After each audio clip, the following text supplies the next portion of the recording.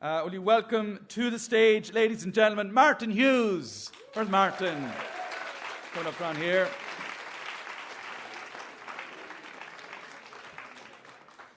So, as of this moment, less than 10 people have heard the story, or of this story, and only 3 people have actually heard the story completely.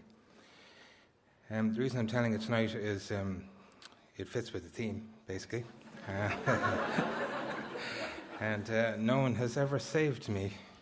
So, thank you.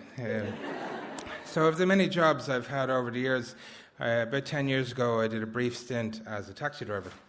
I had this 8-seater minibus and I used to ferry people back and forward to pubs.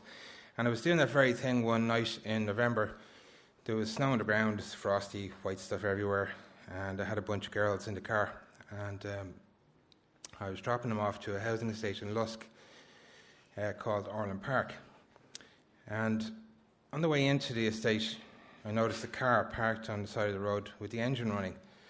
And I kind of went, there didn't seem to be anybody in the car, so I didn't pay much past to it.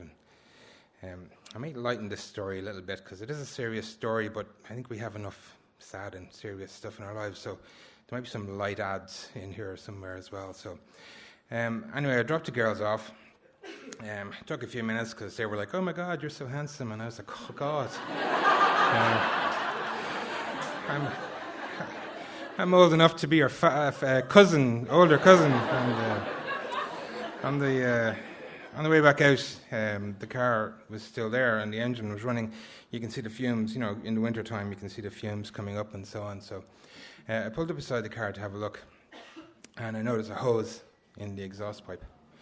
And I jumped out heroically, as you do. And I pulled the hose from out of the car, and I went around to the driver's door, and I opened the door, and there was a young man slumped on the seat. He appeared to be unconscious. So I took him out of the car, put him on the ground. I checked him over. He was breathing. He had a pulse. He was kind of fading a little bit, but he was there. So I rang an ambulance, and the ambulance was duly dispatched.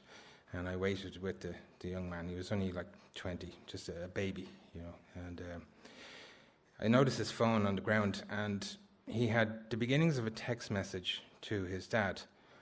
And at that moment, I decided that I would ring his dad. And the reason I decided to do that was I come from a very large family of 11 people in our family, 11 children in our family, and we had a couple of accidents over the years. And my dad used to say, if you're not coming home, if you're out flying your flag, ring home and tell us you're not coming, because your mum's going to stay up all night worrying otherwise. And we've had the guards come to our house a couple of times, and it's an awful experience. So for that reason, I decided to ring his dad, which I did, and I explained the situation. And I said, "Look, your son's here. He's unconscious, but he's fine. The ambulance is coming." So he arrived down about the same time as the ambulance arrived, and they took over. They took him off in the ambulance. The dad went with them. He shook my hand, said, "Thanks very much." I put my cape and red underwear back in the boot and headed off home.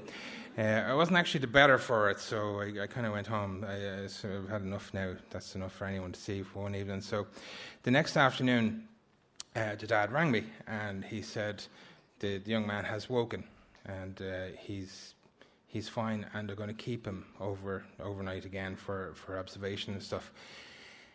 And he asked if he could bring the young man down to me to say thanks. And I said, I'd rather you didn't, because I don't want you coming back in a little while and telling me that he successfully managed to kill himself. Also, I was kind of the bad guy here because I stopped him from doing what he wanted to do. So it could all go badly wrong. So I said, "Look, you know what? Just look after him, keep an eye on him, and, farewell and good luck." And so that was November. A few days before Christmas, I got a text message from the dad saying, "I know you don't want us to contact you, but I'm thinking of you today. Merry Christmas, all is well." And I replied, "Merry Christmas, that's fine." And I got the same text message for the next 4 years. Every Christmas, a few days before Christmas, "Thinking of you, Merry Christmas, all is well." On the 5th year, I didn't get any text message. And my wife said to me, did you get your annual text message from, that guy? And I went, no, I didn't. And I've just realised now that I'm quite concerned about not getting the text message that I didn't want in the first place. So in the first week in January, I got a text message from the dad saying, belated Merry Christmas. Thanks for that. We were away.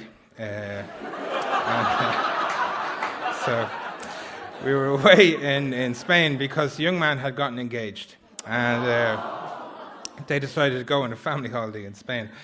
And at that time, as you might remember, to send a text message or phone from abroad was so expensive you'd have to sell a kidney to pay for it when you came back home. So that was the reason he didn't send a message. And I was like, fuck, I was up all night, like, you know what I mean? So I said, right, okay, it's fine, thanks very much.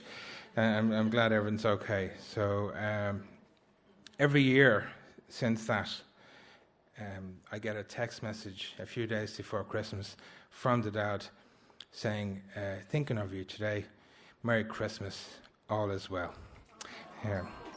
And can I just like to say before, take this home with you this evening, it's okay to not be okay. Thank you very much.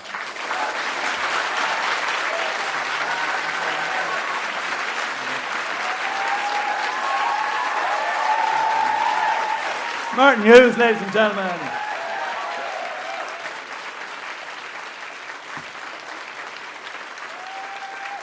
Well,